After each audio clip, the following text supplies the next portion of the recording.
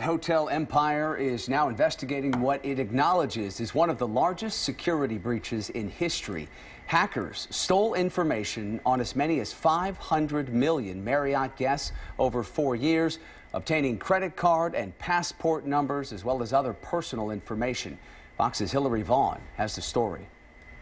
Marriott announcing 500 million people could have had their personal information grabbed in a major cybersecurity breach. This data breach is now the second worst cyber attack we've seen in the past decade, and it's getting the attention of regulators in New York. The Attorney General is opening an investigation, and on Capitol Hill, people are taking notice. Senator Mark Warner is calling for a cybersecurity crackdown on companies in response to this breach. Marriott says this affects guests that made reservations at a Starwood brand hotel on or before September 10th of this year. Marriott says hackers got their hands on guest information as far back as 2014. Starwood and Marriott merged under the Marriott brand, but the breach affects just the Starwood hotel chain. The group represents many popular hotel brands, including the Westin, Sheraton, W Hotels, St. Regis, and Aloft properties. Marriott released this statement from its CEO apologizing for failing to protect its guests' private information, saying, quote, "We are devoting the resources necessary to phase out Starwood systems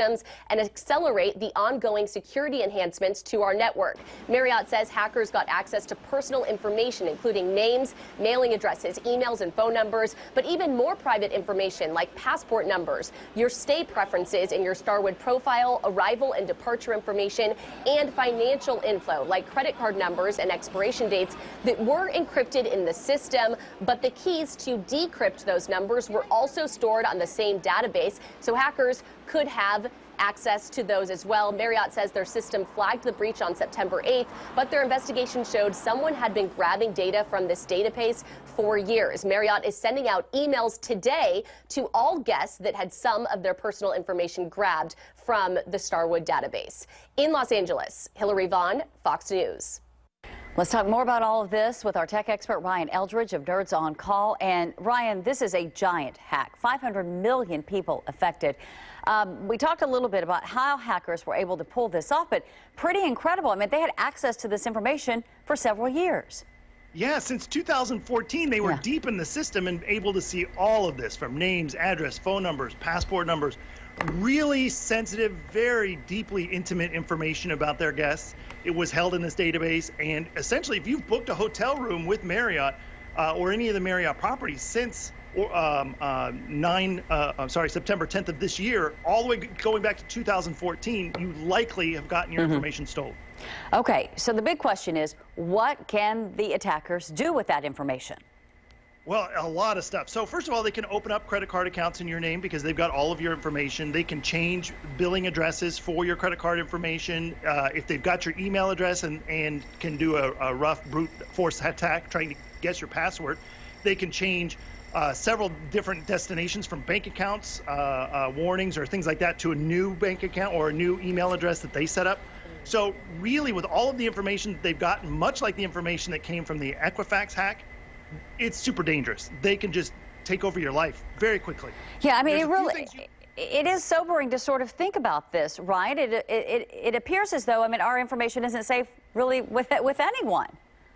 Well, that's the thing, is in the United States, there's not a lot of regulations around data breaches and how companies have to protect your data. In Europe, they passed several laws from the EU to protect your data, and companies have to inform government authorities in Europe within 72 hours of discovering a breach. And once they do, if they don't, for example, they can be fined up to 4% of their global revenue, which is a huge fine. So we certainly need more regulations, specifically around how companies are controlling the data. And the reason why Marriott is especially interesting is because it's the same kind of information you would give to a bank or an online platform, but most hotels are relatively lax in their security, obviously, since 2014 in Marriott's case. Okay, final question for you, Ryan. Yeah. What do we do if you're one of those that receives the email from Marriott saying that you, in fact, are among the 500 million people affected? What do you do? First thing, make sure that email's from Marriott and it's not asking you to log into something, because we're already seeing fake emails coming out and trying to take advantage of victims. So second of all, you want to change your password on every account you got. Just be safe. You know you need to do it. Just do it. choose a password that's not easily guessable. We always recommend choosing an algorithm, a few numbers, a few letters of the web address, and then a phrase that you know. That way it's easy to remember and you can quickly change all of your passwords, or use a password account like LastPass. Next, freeze your credit. Remember, this has been going on since 2014, so if you've been taken advantage of, you probably have already gotten in trouble. But freeze your credit anyway. In most cases, it doesn't cost you anything, or the fee is very nominal. Monitor your bank account, your financial accounts, retirement accounts, investment accounts for any unusual activity. Monitor your Marriott rewards account, and just don't let websites save credit card information. Create another email address that you use for online transactions, or transactions that you're dealing with companies that are, I don't know, any company at this point, frankly. Yeah, it's good recommendations. Thanks so much, Ryan. Appreciate it. You're welcome.